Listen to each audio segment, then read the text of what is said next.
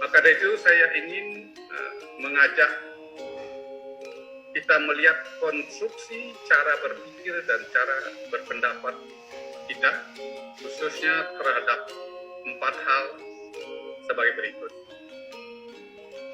Pertama, ada pendapat bahwa mahasiswa biasa merupakan jalan normal yang tepat. Kita perlu ingat bahwa sejak masuknya sampradaya dalam anggaran dasar anggaran rumah tangga PHDI pada tahun 2001 telah tumbuh keinginan dan semangat untuk memurtikan kembali PHDI. Dari tahun 2001 sampai dengan 2021 telah 3 kali mahasiswa biasa dilaksanakan. Dan pihak pemurnian ini selalu kalah, masuk lubang jebakan sampradaya. Terus, alasan apa yang meyakinkan pihak pemurnian saat ini bahwa akan bisa berhasil membebaskan hidup dari sampradaya melalui mahasiswa biasa yang akan datang? Ingatlah pepatah, keledai tidak akan jatuh kedua kalinya pada lubang yang sama. Kalau kita sampai mau jatuh pada lubang yang sama untuk keempat kalinya, kata penyanyi kita, ini sungguh terlalu.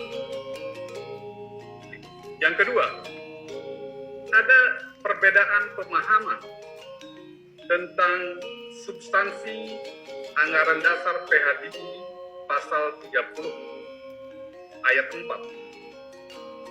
Nah, ini sudah saya jelaskan juga, saya coba jelaskan dengan bahasa saya. Yang menyebutkan dalam keadaan mendesak dan seterusnya dapat dilaksanakan mahasiswa luar biasa atas susul 2/3 dan seterusnya. Di sini oleh sebagian pemimpin, sebagian umat mempersepsikan, mengartikan kalimat dapat dilaksanakan MLB atas usul dan seterusnya menjadi dapat mengusulkan mahasiswa luar biasa, atau bahkan ada yang mempersepsikan artinya ada dapat mengusulkan mahasiswa luar biasa kepada pengurus pusat PHDI. Bagi saya ini persepsi keliru dan sangat menyesatkan. Yang ketiga, masih ada yang berpendapat bahwa semestinya kita ikut dulu mahasiswa biasa, berjuang maksimum dalam mahasiswa tersebut, dan apabila tidak berhasil, lalu kita keluar untuk melaksanakan mahasiswa luar biasa. Menurut saya ini satu penyesatan. Sama artinya dengan kita mau terpancing masuk ke dalam killing ground-nya sampradaya. Karena apabila 2/3 atau lebih dari jumlah PHDI provinsi hadir dalam mahasiswa, maka mahasiswa tersebut sah adanya. Dan keputusan mahasiswa sah apabila 2/3 peserta atau lebih yang secara fisik masih hadir pada waktu pengambilan keputusan. Jadi, bagi peserta yang keluar sidang pada waktu mahasiswa, baik pada saat atau sebelum pengambilan keputusan, maka sudah tidak mempengaruhi sah tidaknya keputusan mahasiswa tersebut.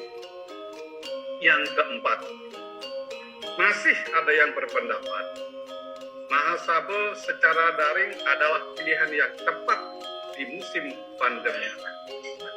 Ingatlah, dengan mahasiswa secara luring, secara offline saja yang pernah dilaksanakan dulu, pemurnian PHDI dimasukkan ke dalam peti mati, apalagi secara daring. Kita mengetahui bahwa dalam mahasiswa daring, hak dan kebebasan berpendapat terbatas dibatasi, baik karena faktor teknologi seperti signal, wifi, atau kuota internet, maupun yang paling utama adalah karena faktor kepentingan. Mari kita berkaca pada pelaksanaan Persamuan Agung akhir Juli yang lalu, di mana materi yang dibahas sangat terbatas, yaitu hanya pencabutan pengayoman diskon dan penyempurnaan ADART. Namun, dengan alasan keterbatasan waktu, maka pembahasan ADART tidak bisa tuntas, sehingga isi pasal krusial dalam anggaran rumah tangga tentang sampradaya tidak sempat dibahas. Apa kira-kira yang akan terjadi dalam Mahasabho yang membahas sangat banyak materi agenda, mulai dari tata tertib, pertanggungjawaban pengurus, anggaran dasar, anggaran rumah tangga, proja, pemilihan pengurus baru, dan seterusnya. Pasti akan banyak materi yang tidak sempat dibahas tuntas. Dan juga adalah umum kita ketahui bahwa dalam Zoom meeting yang Maha Kuasa adalah host. Dapat dibayangkan apa yang akan terjadi pada Mahasabho secara daring dalam situasi sekarang. Pasti pihak pro sampradaya akan kembali lagi menguasai PHDI dan melanjutkan programnya untuk menggempesi Hindu Nusantara, terutama Hindu Bali. Demikian, terima kasih atas perhatiannya. Saya akhiri. Om Santi.